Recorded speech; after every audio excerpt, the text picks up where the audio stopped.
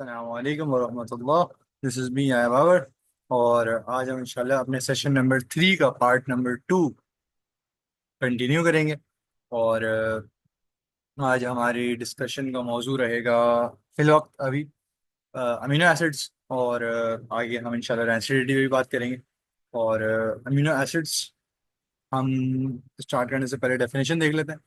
और अल्लाह के नाम से इंशाल्लाह शुरू करते हैं। रब्बी इश्रह ली सदरी व यस्सिर ली अमरी वहलुल उक़दतम मिन लिसानी यफ़क़हू क़ौली। रब्बी यस्सिर वला तुअस्सिर वतम्मिम बिल खैर। रब्बी इन्नी लिमा अंज़लता इलैया मिन खैरिन फ़क़ीर। अच्छा जी, बिस्मिल्लाह करते हैं। अमीनो एसिड्स सबसे पहले बिल्डिंग ब्लॉक्स ऑफ प्रोटीन। इसमें सिलसिला उसी तरह रहेगा कि पहले हम स्केलेटन पढ़ेंगे पूरा, ठीक है, वो चेक करेंगे माइंड मैप। उसके बाद हम इंशाल्लाह डेफिनेशंस पे जाएंगे। अच्छा भाई, अमीनो एसिड्स जो है ना बेसिकली वो है building blocks of protein. Amino acids की क्लासिफिकेशन तीन तरीके से हम कर सकते हैं, या तो पोलैरिटी की बेस पे, या तो मेटाबॉलिक फेट, या फिर न्यूट्रिशनल रिक्वायरमेंट्स पे हम अमीनो एसिड्स को क्लासिफाई कर सकते हैं। अच्छा जी, अगर हम पोलैरिटी की बात करें तो पोलैरिटी में आएंगे तो फिर हम उसको मजीद क्लासिफाई कर सकते हैं नॉन पोलर अमीनो एसिड्स और पोलर अमीनो एसिड्स। जो नॉन पोलर होंगे जाहिर सी बात है वो हाइड्रोफोबिक होंगे यानी पानी से दूर रहने वाले। और जो पोलर होंगे वो हाइड्रोफिलिक होंगे यानी पानी से करीब रहने वाले, क्योंकि पानी जो है वाटर वो भी पोलर है। और जो पोलर अमीनो एसिड्स हैं तो लाइक डिजॉल्व लाइक वाला फिनोमेना उसमें चलेगा। अच्छा जी, जो नॉन पोलर हैं उसकी मजीद क्लासिफिकेशन होती है अल्काइल या एरोमेटिक अमीनो एसिड्स। और जो पोलर हैं उनकी चार्ज्ड या अनचार्ज, क्योंकि पोल्स है ना तो पोल्स के लिहाज में बात होगी। या तो चार्ज होगा तो अनचार्ज। अनचार्ज का मतलब वो न्यूट्रल होंगे, और चार्ज का मतलब वो एसिडिक या बेसिक होंगे। अच्छा जी, इसके अलावा मेटाबॉलिक फेट या तो वो ग्लूकोजेनिक होंगे या तो कीटोजेनिक होंगे या तो बोथ, ठीक है, दोनों की खुसूसियात रखते हुए। और इसके अलावा इसको अगर हम न्यूट्रिशनल रिक्वायरमेंट्स में क्लासीफाई करना चाहें अमीनो एसिड्स को, तो एसेंशियल, नॉन एसेंशियल और सेमी एसेंशियल में क्लासीफाई करेंगे।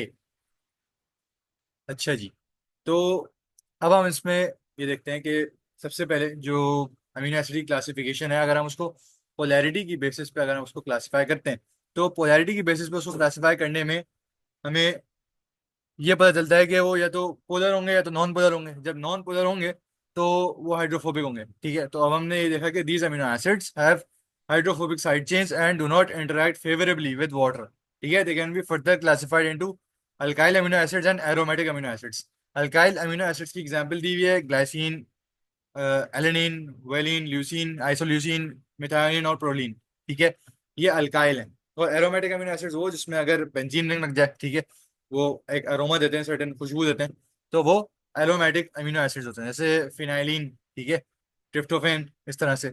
ये हो गए नॉन पोलर। अब आ जाते हैं पोलर। पोलर होंगे तो हमें ये पता है डायरेक्टली कि अगर पोलर है तो वो हाइड्रोफिलिक है, ठीक है। these amino acids have side chains that interact with water। ये फेवरेबली इंटरैक्ट करेगा। They can be further classified into uncharged यानी न्यूट्रल, या फिर चार्ज अमीनो एसिड।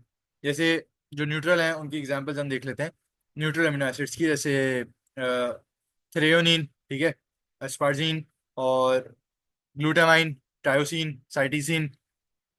और इसी तरह अगर हम चार्ज अमीनो एसिड्स को देख लें तो बेसिकली कुछ बेसिक्स की कुछ बेसिक उनकी एग्जाम्पल है, और कुछ एसिड की। जो बेसिक इन नेचर होंगे उनकी एग्जाम्पल है लाइसिन, ठीक है, हिस्टिडाइन। और जो एसिडिक है उनकी एग्जाम्पल है एस्पार्टिक या ग्लूटामिक एसिड्स। सही है। इसके बाद अब हम आगे बढ़ते हैं। एक तो हमने पहली क्लासिफिकेशन पढ़ ली जो पोलैरिटी पे बेस करती थी। अब हम मजीद दो क्लासिफिकेशन पढ़ेंगे, एक न्यूट्रिशनल रिक्वायरमेंट्स की बेस पे और एक मेटाबॉलिक फेट की बेसिस पे। तो न्यूट्रिशनल रिक्वायरमेंट्स की बेसिस पे जो क्लासिफिकेशन होती है वो essential, non essential, semi essential amino acids में क्लासिफाई करते हैं उसको। एसेंशियल वो जो हमारी बॉडी को मस्ट चाहिए, ठीक है, क्योंकि वो बॉडी खुद सिंथेसाइज नहीं कर सकती, वो डाइट के थ्रू हम लेते हैं। उसकी एग्जाम्पल है leucine, isoleucine, violin. Non essential amino acids वो होते हैं जो बॉडी खुद सिंथेसाइज कर लेती है, तो वो एसेंशियल नहीं रहे, ठीक है, वो बॉडी खुद ऑटोमेटिकली खुद बना लेती है, हमें डाइट से लेने की जरूरत नहीं है। तो उसकी एग्जांपल है एलेनिन, एस्पार्टिक एसिड, एक्सेट्रा। इसके अलावा semi essential amino acids, these may need to be consumed in the diet under certain conditions as during illness और स्ट्रेस। जैसे ये बनते तो हैं हमारी बॉडी के अंदर, लेकिन कुछ ऐसी कंडीशन हमें ऐसी आ गई जो अनफेवरेबल है, तो जो हमारी बॉडी में नहीं बन रहा तो वो हमें लेना होगा। ये हमेशा का केस नहीं है, कुछ कुछ टाइम इलनेस या अंडर स्ट्रेस उन केसेस की एग्जांपल्स है। एग्जांपल है आर्जिनिन और सिस्टिसिन। इसी तरह अब हम अगर अमीनो एसिड्स को मेटाबॉलिक फेट में क्लासिफाई करना चाहेंगे तो उसकी तीन क्लासिफिकेशन है, या तो वो ग्लूकोजेनिक होगा, या तो कीटोजेनिक होगा, या फिर बोथ, यानी ग्लूकोजेनिक और कीटोजेनिक दोनों हो। उसमें क्वालिटीज मौजूद होंगी। तो ग्लूकोजेनिक अमीनो एसिड्स को पढ़ते हैं तो लिखा हुआ है कि these amino acids can be converted into glucose through gluconeogenesis. ठीक है, ग्लूकोजिनेसिस के प्रोसेस के थ्रू हम अमीनो एसिड्स को ग्लूकोज में कन्वर्ट कर सकते हैं। एग्जाम्पल क्या है? Alanine, serine. ठीक है, ये इसकी एग्जाम्पल्स हैं। कीटोजेनिक को अगर हम देख लें तो these amino acids can be converted into ketone bodies.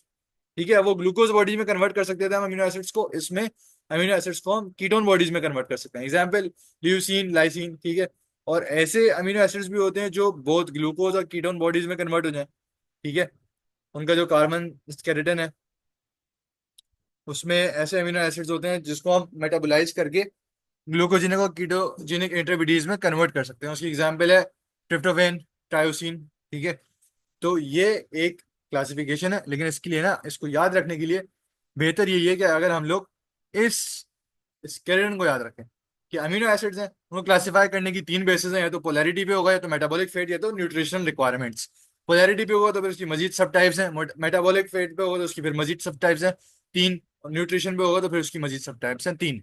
Polarity में हमारे पास दो ही सब टाइप्स हैं और फिर उनकी मजीद सब टाइप्स हैं। ठीक है, तो इसके बाद हम आगे बढ़ते हैं प्रोटीन पे।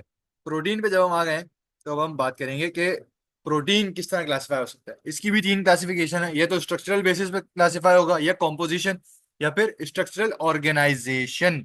थोड़ा सा फर्क है। ठीक है, स्ट्रक्चर और स्ट्रक्चरल ऑर्गेनाइजेशन में वो हम इंशाल्लाह आगे देखेंगे। तो तीन क्लासिफिकेशन है स्ट्रक्चरल में। अगर हम देख लें सबसे पहले तो, या तो वो फिब्रस होगा या ग्लोब्यूलर। कॉम्पोजिशन में देख लें या तो सिंपल होगा या कॉम्प्लेक्स। स्ट्रक्चरल में देखना है या तो प्राइमरी ऑर्गेनाइजेशन होगी, या सेकेंडरी, या टर्शरी, या क्वार्टनरी। ठीक है, सबसे पहले हम देख लेते हैं कि based on structure and function. Based on structure and function, यानी स्ट्रक्चरल वाले हम डायमेंशन की बात करें जो फिब्रस और ग्लोब्यूलर के अंदर सब डिवाइड होता है।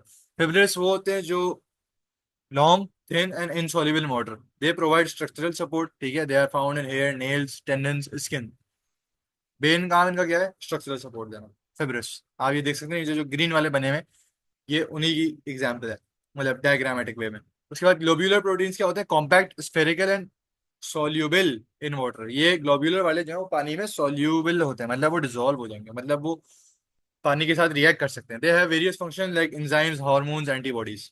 इसके अलावा अगर हम कॉम्पोजिशन पे बात करें, जैसे सिंपल और कॉम्प्लेक्स, जो हमने एक और टाइप पढ़ी थी ना कि हम जिसमें प्रोटीन को क्लासिफाई कर सकते हैं, ये तो सिंपल प्रोटीन होंगे या कॉम्प्लेक्स। सिंपल का मतलब सिर्फ अमीनो एसिड्स, कॉम्प्लेक्स का मतलब अमीनो एसिड्स के साथ कोई और दूसरे ग्रुप्स जैसे लिपिड वगैरह या कार्बोहाइड्रेट, कुछ भी इस तरह का। तो जो सिंपल प्रोटीन है उसकी एग्जाम्पल एल्ब्यूमिन है। ठीक है, कॉम्प्लेक्स प्रोटीन की एग्जाम्पल है ग्लाइकोप्रोटीन या लिपोप्रोटीन। इसकी मजीद एग्जाम्पल्स भी हम पढ़ सकते हैं अगर हम चाहें तो, लेकिन चीज़ें याद रखने के लिए, कॉन्सेप्ट क्लियर करने के लिए मेरा ख्याल है इतना काफ़ी है। अच्छा जी, उसके बाद हम आगे बढ़ते हैं कि प्रोटीन क्लासिफिकेशन में जो हम सबसे इम्पोर्टेंट लेवल ऑफ ऑर्गेनाइजेशन पढ़ेंगे, मतलब जो ऑर्गेनाइजेशन, स्ट्रक्चरल ऑर्गेनाइजेशन हमने पढ़ा था, इसको लेवल ऑफ प्रोटीन स्ट्रक्चर भी कहते हैं। इसके प्राइमरी, सेकेंडरी, टर्शियरी और क्वार्टरनरी स्ट्रक्चर्स हैं जो आप लेफ्ट साइड पे अपनी स्क्रीन पे मुलाहिजा कर सकते हैं। इस स्ट्रक्चर में आप देख रहे हैं किस तरह चेंजेस आ रहे हैं। प्राइमरी में सबसे पहले पढ़ लेते हैं कि primary structure is the sequence of amino acids linked by peptide bonds. सही है। उसके बाद सेकेंडरी क्या होते हैं? Involves local folding of peptide polypeptide chain into regular structures like alpha helices and beta sheets। ठीक है, अब पहले वो सिंपल सा था, बिल्कुल स्ट्रेट सा, अब उसमें कुछ स्ट्रक्चर आना शुरू हो गया। उसके बाद जो टर्शरी है, ये होता है 3D शेप फॉर्म करने वाला। ठीक है, this structure is overall 3D shape of the protein determined by the interaction between R groups. ठीक है, यानी जो उसके और मजीद साइडवेज वाले ग्रुप हैं उन पे डिपेंड करते हुए एक 3D स्ट्रक्चर बनाता है। उसके बाद कोऑर्डिनरी स्ट्रक्चर, ये अरेंजमेंट है of multiple polypeptide chain into a single functional unit. Example haemoglobin.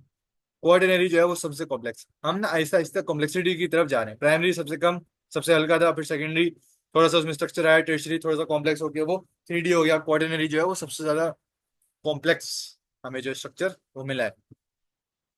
इसकी डायग्राम भी इंशाल्लाह आप लोग याद कर लीजिएगा, आसान सी है, वो बना भी लेंगे ना तो उससे एक तो कॉन्सेप्ट भी क्लियर होगा और आप लोगों को पेपर में भी इंशाल्लाह मदद होगी। इसके बाद अब हम फाइनल टॉपिक पे आ जाते हैं इस सेशन 3 के पार्ट 2 का, वो है रेंसिडिटी।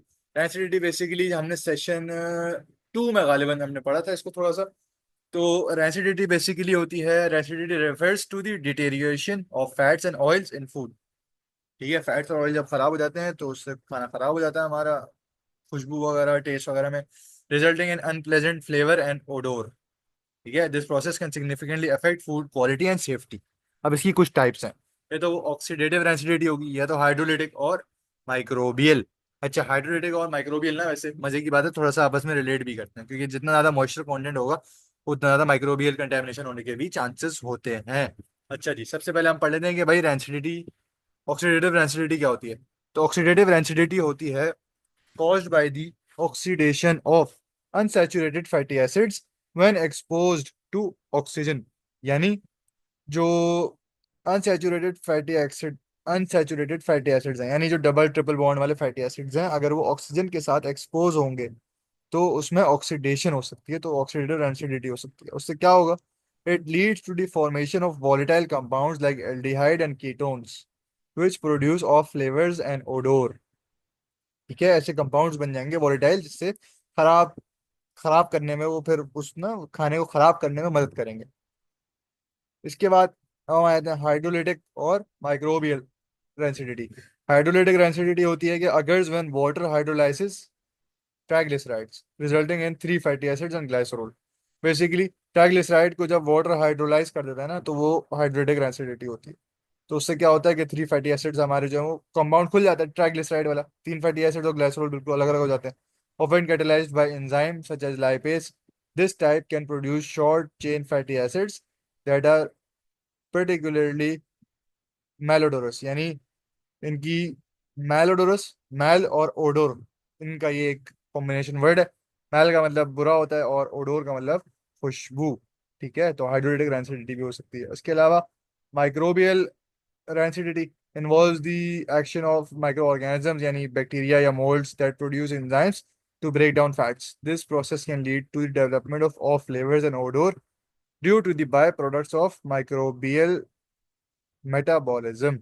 यानी सैल्मोनेला हो गया, या और इस टाइप के जो फूड बोर्न डिजीज कॉज करने वाले होते हैं, या माइक्रोब्स कुछ जनरल भी होते हैं जो वैसे ही मतलब पैथोजेनिक इन नेचर होते हैं, अगर वो आ जाएंगे, या मोल्ड्स जैसे फंगस वगैरह वो अगर आ गए, तो वो कुछ एंजाइम जैसे प्रोड्यूस करेंगे, वो एंजाइम्स हमारे खाने को या उसमें फैट्स को ब्रेक डाउन कर देंगे।